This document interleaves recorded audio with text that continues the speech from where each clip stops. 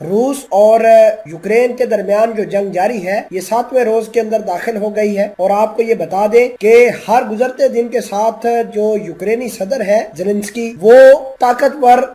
ہوتے ہوئے جا رہے ہیں۔ ناظرین اکرامی، اب گلی محلوں میں جنگ آ گئی ہے اور خارکیو سے لے کر دارالحکومت کیو تک ہر طرف جلتے ہوئے ٹینکس، اس کے علاوہ فوجیوں کی لاشیں، یہ ساری چیزیں اور دردناک مناظر دیکھنے کو یوکرین کے اندر مل رہے ہیں۔ آپ کو یہ بتا دیں کہ رشیا نے یوکرین کے اوپر حملہ کرنے کے لیے تقریباً 4 ماہ کی تیاری کی تھی، اور جب حملہ ہوا تو حملے سے چند گھنٹے پہلے صدر ولادیمیر پوٹن نے اعلان کیا تھا کہ ہم 12 گھنٹوں سے لے کر 16 گھنٹوں تک یوکرین کے اوپر قبضہ کر لیں گے۔ 16 گھنٹے کے بعد جو گورنمنٹ بنے گی وہ پرو رشین ہوگی اور اس کو بیک کرنے والے رشین ہوگے۔ ناظرین اکرامی، آپ کو یہ بتا دیں کہ روس نے 3 طرفہ حملہ کیا تھا، اور اس حملے کے نتیجے میں بھلے ہی جو روسی ٹینکس ہیں، روسی فائٹر جیٹس ہیں اور اس کے علاوہ بہت ساری چیزیں تھیں، انہوں نے مل کر اٹیک کیا، لیکن جو یوکرین کی گورنمنٹ ہے، یوکرین کے جو لوگ ہیں، یہ ڈٹ کر سامنے نکل کر آ گئے ہیں اور وہ ڈٹرمنڈ ہے کہ ہم یوکرین والے رشیا کو شکست دے دیں گے۔ ناظرین اکرامی، اس حوالے سے جو رشیا کا پلان تھا جو یوکرین کے اوپر قبضہ کرنے کا، وہ برباد ہوتا ہوا نظر آ رہا ہے۔ میں اس خبر کے اندر آپ کو یہ بھی بتاؤں گا کہ وہ پلان کیا تھا اور کس طرح ناکام ہوا، کہاں پر کوتاہی ہوئی جس کی وجہ سے رشیا ابھی تک یوکرین کے اوپر قبضہ نہیں کر پا رہا۔ چھوٹی سی گزارش ہے کہ آپ ہمارا یوٹیوب چینل حسنا ٹی وی کو سبسکرائب کر کے پاس موجود گھنٹی کے نشان کو دبا لیں تاکہ لیٹسٹ نیوز آپ تک پر وقت پہنچتی رہے۔ بات یہ ہے کہ رشیا کو یہ اندازہ نہیں تھا کہ یوکرین کے عام شہری جنگ کے اندر کود جائیں گے۔ بھلے ہی رشیا کے پاس خطرناک جہاز ہے،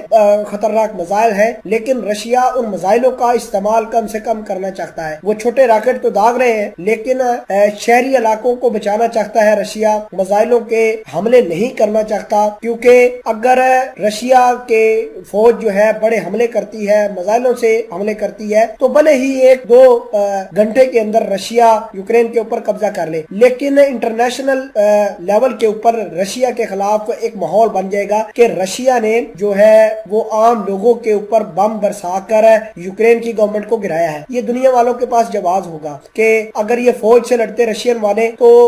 یوکرینی فوج ان کو مات دے دیتی، تو لہٰذا انہوں نے جنگ جیتنے کے لیے عام شہریوں پر نشانہ بنایا ہے، تو لہٰذا صدر پوٹن یہ کام نہیں کرنا چاہتے، وہ لڑائی میدان کے اندر ہی لڑنا چاہتے ہیں، عام شہریوں کے اوپر حملہ نہیں کرنا چاہتے۔ ابھی یوکرین کی بات کریں تو یوکرین والے یہ کہہ رہے ہیں کہ ہم نے روسی فوج کو اتنا مارا ہے کہ وہ جان بچا کر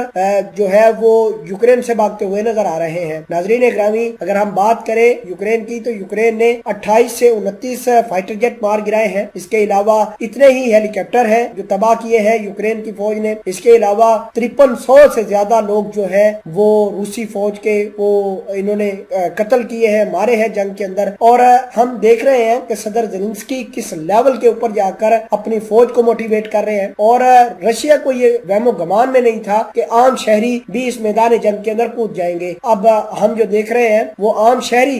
گنز اٹھا کر روسی فوج کے سامنے سیسا پلائی دیوار بن کر کھڑے ہو کر سامنے نکل کر آ رہے ہیں اور روس کی فوج کے دانت کھٹے کر رہے ہیں۔ ناظرین اکرامی، آپ کو یہ بتا دیں کہ معاملات اتنے زیادہ خراب ہو گئے ہیں کہ صدر جو بائیڈن ہے وہ اور نیٹو والے اب آہستہ آہستہ جواز ڈھونڈ رہے ہیں کہ کسی طریقے سے رشیا کے خلاف ڈائریکٹ ٹسل لے لیں۔